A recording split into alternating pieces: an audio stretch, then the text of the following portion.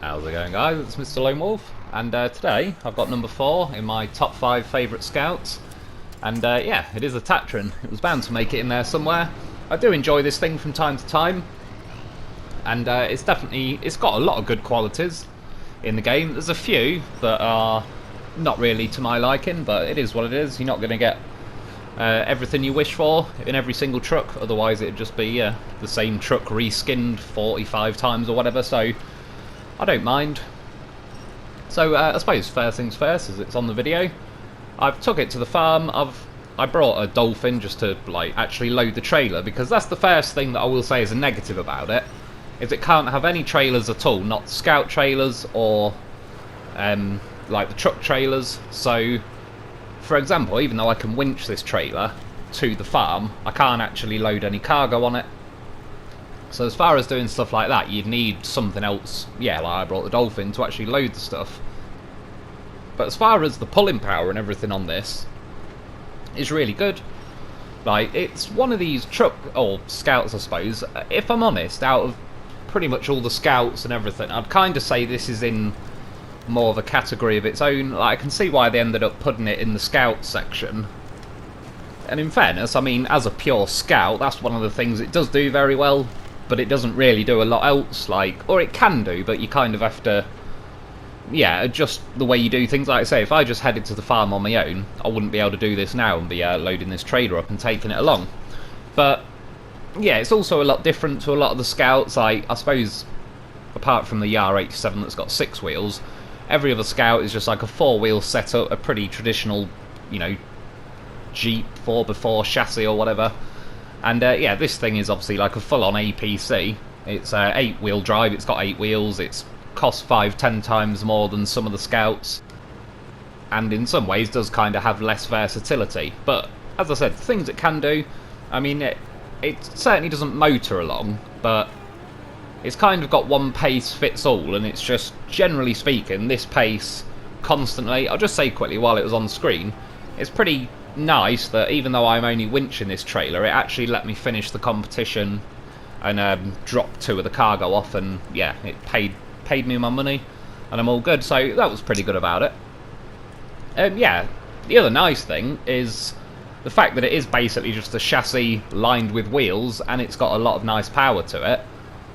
It is, albeit slow, a very good like pulling machine. I mean, up there with some of the heavier vehicles like the Colob and all that. It's definitely got a hell of a lot of pulling power in the right situation. And this trailer, I mean, just the way I pulled it over, I was certainly not worried about driving the Tatarin over that like big pile of gravel or whatever I just drove over. But ragging this trailer over the top of it as well, when like the sidebars on that trailer, and again, I'm not sure, I'd need to run over a few of the bits I've taken this trailer on before, but they may have like fixed or calmed down whatever was happening with this ramped flatbed. But either way, it's still, I've definitely drove a lot of other trucks that wouldn't just pull it over the top of that gravel like it's nothing. Whereas this thing, yeah, I mean, it is slow, but it does mostly power along. It isn't too keen on water. I'm not to say it's terrible in water, but it's just, it does notice it a bit. And the other thing is like, I've just drove over a rock there and it's basically stopped me. And that is one of the limitations of this thing, is it's not got the highest ground clearance, it's not got like raised suspension, it's only got one size of tyre. But yeah, the actual like middle of the truck does sit fairly low really. And yeah, as soon as you drive over a rock or something goes underneath your chassis, you just kind of pivot up on it, and then, yeah, it's like it loses 90% of its grip and weight, and it just, I don't know, it's a bit awkward with it. But I had to winch to get myself off that rock, and then once I set off though, as you can see again, I still think something like the Colob would be pulling along this trailer with relatively little trouble right now, but yeah, I certainly can't knock this thing for the fact that it's able to do it. And again, we're going through water. I'm not sure as well if they've lowered where this thing actually drowns from, because I'm sure, I know it wasn't like completely to the top of the highest part of the roof, but I could swear like a month or two ago this thing used to go a little bit deeper in water before it complained. To be honest, I actually think with this, like in real life, this APC thing is amphibious and it floats, and the back of the truck, you can see like that little flap on the back of the or the Tatarin. I believe in real life it has a propeller sticking out the back, so obviously once you drive into water and you're floating, you can go and propel yourself along, which I don't know if it'd, you know, maybe cock up the mechanics of the game, or maybe it doesn't work within the mechanics. I honestly don't know, but well, they probably just did it to kind of limit it. But yeah, it's not got a propeller and it doesn't float, which, fair enough, the propeller would be cool, but I can live with it not having that. By the way, I ran that tree over. It's one of the few trees I've ever knocked over with this thing, because normally it just bounces the front nose up and then doesn't knock it over. Yeah, I was feeling good. Went to drive to this island, and it not just drowned, but it absolutely stopped dead. Stalled and it wouldn't restart. Took 80 engine damage. So I sent in the dolphin in loaf, soon knocked that trailer out of the way. I was surprised that the Tatarin didn't drag that trailer on its side a bit better, but maybe it was just catching the road a bit. I won't hold it against it too bad. But yeah, as you can see though, the dolphin, it is taking a little bit of damage, but it's definitely not only taller than the Tatarin, but the snorkel is like on top of the dolphin's roof, whereas, yeah, with the Tatarin, I've tried working out a few times like the exact point where the snorkel or air filter or whatever is, but if I'm honest, I'm not too sure, but it certainly seems to be lower than the back end of the roof. Obviously I've got a roof rack on at the minute, so it kind of looks more flush along the top, but yeah, I to be honest, it'd be nice if they added a snorkel or something. And as far as going, like, towing it along now, I mean, it's not too bad, but you can see it is slowing me down, and not like, it's like an anchor, because it just doesn't go very fast. And not only that, it's making me like use well over 20 litres a minute with a dolphin. When I disconnect it, I'll probably use a bit of fuel at the minute while I'm flying up the hill and changing gear or whatever, but once you're actually just cruising along with a loaf in the sideboard or towing it along, you use less fuel, you're still going like maximum speed in high gear. That's just one of the reasons why I don't take this along often as a scout. Like, so with scouts generally in this game, I don't use too many of them by themselves all the time. Obviously the loaf's this goddamn horse of a vehicle, but generally I find they do complement trucks pretty well. Again, I mean, I take a loaf everywhere with me because it's just an extra winch, repair points, all sorts of, like, it's just options that I have that I wouldn't have if I didn't take it. But yeah, one of the ways like the loaf kind of wins its seat in the dolphin or wherever I'm in at the time, is it sort of weighs nothing, so when I'm towing it along with the truck, I mean, it doesn't weigh nothing, but I can go along at the truck speed. This thing doesn't fit in a sideboard, and it weighs a ton, which in and of itself is like, there's situations where I like the fact that this has got a lot of weight in it. Especially, that is nice, is the weight is very, very low down, and it's pretty good at rolling back onto its wheels if you do roll it. I mean, climbed up this mountain absolutely no trouble. I didn't think it would be, so parked up here, got a nice little thumbnail that I'll probably use. And then look, this is just a separate thing, but I forgot to take it out of reverse. Went to go flying off the mountain, flew off backwards. But again, it climbs back up. You'll notice though, as I was going up that mountain, it's a little bit more awkward on rocks basically. But I mean, I was going for a good old roll then, and then it messed up a bit there, did a little jump in the air. But as you can see, because the weights, imagine this truck is like just a big slab of weight along the bottom of the chassis. Imagine like just a big thick steel plate that's been welded to the bottom of the chassis, and that's, yeah, pretty much where all its weight is. Which is handy, obviously, when you're exploring, especially driving over all stuff like this, because, yeah, it has a pretty low chance of rolling. It's definitely not unrollable. You can also, because it's got four-wheel steering, like, say the second axle in from the front, that can be poking out, and you can clip that on a tree, even if you're just brushing along the side of it, and it can kind of pop you over onto your roof. I mean, yeah, this is the biggest thing I'm not keen on with this, is the top speed. As you can see there, heading towards the cliff. It was so bad, even the game glitched a section out because it just couldn't wait any longer. Yeah, flew off the cliff. This has happened to me a few times, but it's pretty rare. I went nose first, stuck myself in the ground, and because this game kind of switches, like, it's as I've said before, kind of got like a horizontal plane and a vertical plane. I'm kind of locked in this position at the minute. I'm accelerating forwards now, so you can see that's not really doing anything. Stick it in reverso. Normally that doesn't work. However, it started to kind of scoot itself out a little bit. And then, I mean, now, I don't know what else to say really, but it's like when she said it won't fit, and you're like, what? Are you sure? I think we need to find out for science. And then you give them a little squeeze on the shoulder of encouragement. Say, I believe in you. You can do it. And then next thing you know, she screws that light bulb in like a goddamn professional. Like she's done it before. See? We believed in her. We knew it'd fit. We designed it like that. Standardised sockets. I mean, I don't know what you lot were thinking about, but it's your own problem.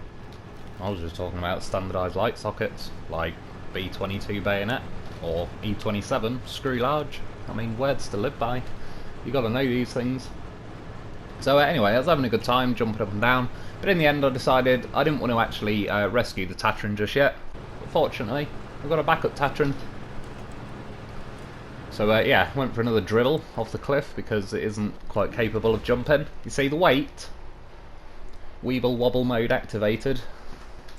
And it made it back to its wheels. It is, as I said, pretty decent for making it back to its wheels. There's certainly a lot of situations where it's just scammed me out of it at the last second.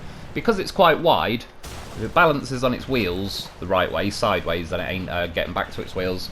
But you see, he's sending a loaf, goddamn horse of a vehicle. He gets the job done. What I do now is I was rescuing the Tatarin, but then I end up saving the footage, turning the game off and reloading it because I don't know why really. I just wanted to keep the Tatarin there. Future shenanigans. Show the angry sea worm how we do it.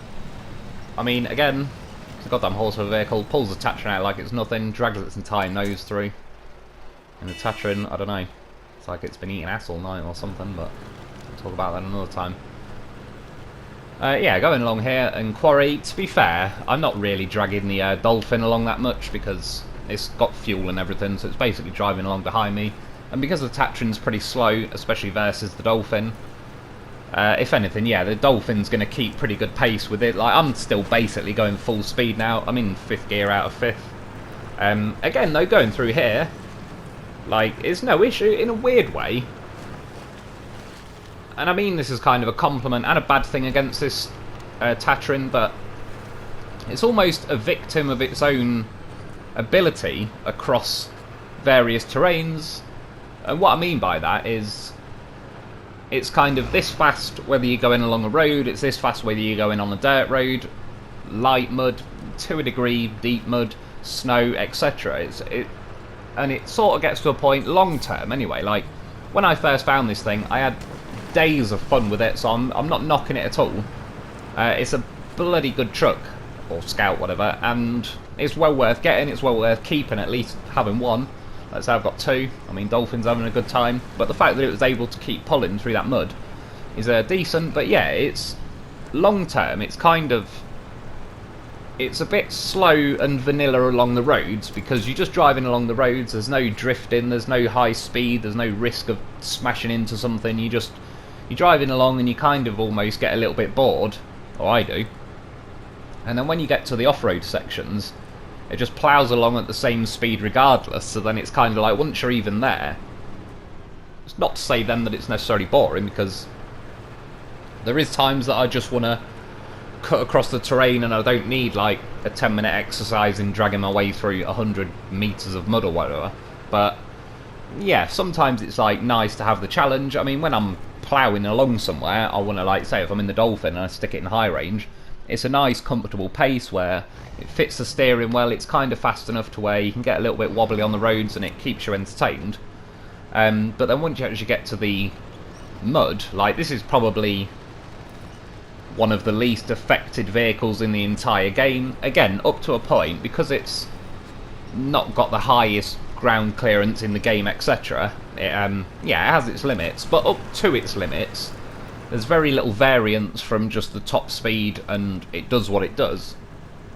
So yeah, that's what I've kind of found. After days and days of driving it, I was kind of like, well, I don't know if I really, like, if I'm in any particular map, it's like, well, if I drive over that side to go and do something, I'm just going to drive there at Tatarin speed, and then yeah, I'm just going to go through the terrain as if it's like non-consequential terrain.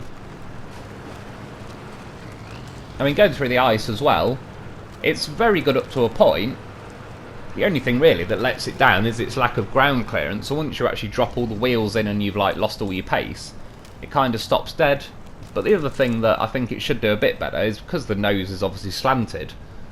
And I feel like tonight, honestly, this nose, the bottom edge of it, seems to catch more than it used to. I used to feel like this thing, like even the fact that I rammed that tree over, the amount of trees I've hit in the Tatarin that you just go straight vertical up it and then tip off to the side.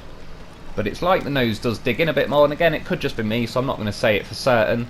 It's certainly not to the point where it's like makes the truck unusable or anything like that, so yeah, it's not the end of the world. But as far as in this ice goes, like the ice just tends to build these little like vertical slabs of ice all around the profile of your truck, and then yeah, you're just locked into place by them, and there's not really a whole lot you can do, even though this thing clearly from every other terrain in the game has pretty bloody good pulling power and all the rest of it. But you see, again, because the loaf's such a goddamn professional, I winched him to the back, got an extra boost, and we're off. I've sort of more left this bit because I quite like looking at all the ice breaking along the front tyre. Well, I mean, yeah, look at it, I've got a piece of ice stuck up my arse. I ain't got time for that. That doesn't help me. Doesn't get me out of that situation. So again, that is partly on the ice. I still think the ice is too trollish, but it is what it is. And yeah, not to hate on this thing. The only reason I've probably got more negatives to point out with this than positives is not at all that it's a crap vehicle. It's just, again, you can see what it's doing, and it does this all day long until you run out of fuel. Sometimes when you're going across a lot of terrain, even though it's got four-wheel steering, it does feel like it's possibly more weighted to the back end. But either way, your steering can like get very light sometimes, and it doesn't really dig in. Another thing, I mean, look, I hit the suspension there at very low speed, 254 damage on the suspension alone. Again, I'm not particularly going to pin it on this. I still think that's more of a, they need to calm it the hell down in the game. I don't mind taking damage there, but I just don't buy that that would have deleted my entire suspension. And there's, I mean, you take lesser hits than that sometimes, that wipes out a lot. But it's still ploughing along nicely. I suppose one thing, because it's not raised suspension, all the rest of it, once I broke the suspension, as you can see, it bumped up a tiny bit, but in some ways, if you break the suspension, I wouldn't even waste your points fixing them unless it actually comes to a situation where you need to. Because I suppose that gets me to another point why I tend not to take this out too often. Is, I mean, look at the size of the thing. It's pretty big, especially for a scout vehicle, and it's only got 150 repair points on the roof rack, and it does have, I think, 150 fuel or something. It's got the 4 spare tyres, but yeah, the loaf has literally doubled the repair points of this. And I mean, when you look in the back of this, there's plenty of room there. I mean, you could get a bed, you could have a super wank, but there isn't, like, it should put more repairs in it or something. I mean, to be fair, it's the same with the loaf. It puts the roof rack on the roof, but there's a whole van that's like empty. So it'd be nice if you could add more stuff. You can add stuff to like the pickup beds of the CK and the Hummer and stuff. So yeah, I went across the cliff. The turning circle on this thing isn't great at all, and it understeered a bit. One issue that I suppose I was going to say isn't this thing's fault, but it's the way it's arrived in game. I haven't heard of anything where it might be changing, but it's only got one set of tyres, and they're mud tyres, I believe, and they're very good tyres to a degree. Like, again, it's with muds, it's like they're great until they're not great, and then they suddenly just slip like crazy on a rock, and then you get stuck somewhere and blah blah blah. I just find chained the best fit and forget. I'm not saying that they're the best in the game or anything, but for me, the fact that I can't be bothered or even remember to change tyres every 5 minutes, I prefer chained. But I also do think in some situations, like that cliff edge I was just going across, when I turned, I believe the chain would bite in more, but because that was on like essentially an icy rock, it, yeah, just understeered, went wide, and twice I had to winch to a tree to stop myself from flying over the edge. But then here, I mean, this is where it absolutely shines and stuff like this. I just took like a wide right around the helicopter back there, and yeah, look at it. I mean, again, one pace fits all. It just You squeeze the trigger, you aim it where you want to go, and within reason, it goes there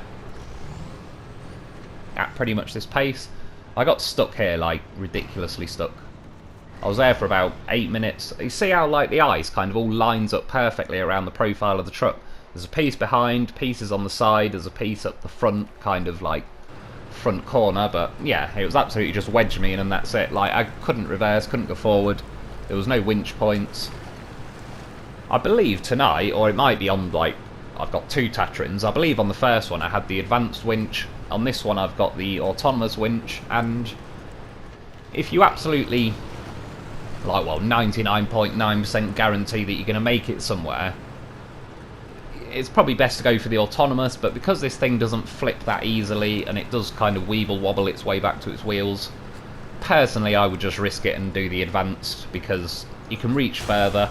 And like where I got stuck in that ice, if I could reach further, maybe I could have grabbed onto something and got out of there. And I would say you can get stuck in situations like that more than you roll, generally speaking, or I'll at least take the chance. I believe now there is a quick interior shot, so yeah, as you can see, plenty of room.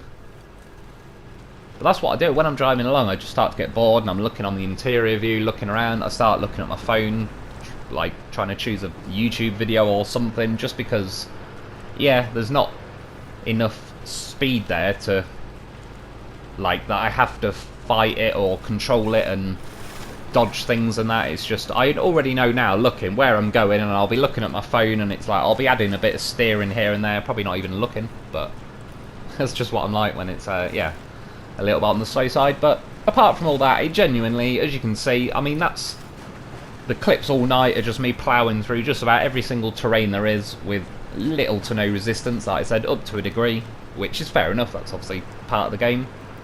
Yeah, well worth getting. I believe it was the right choice putting it in Zimnogorsk where you find it.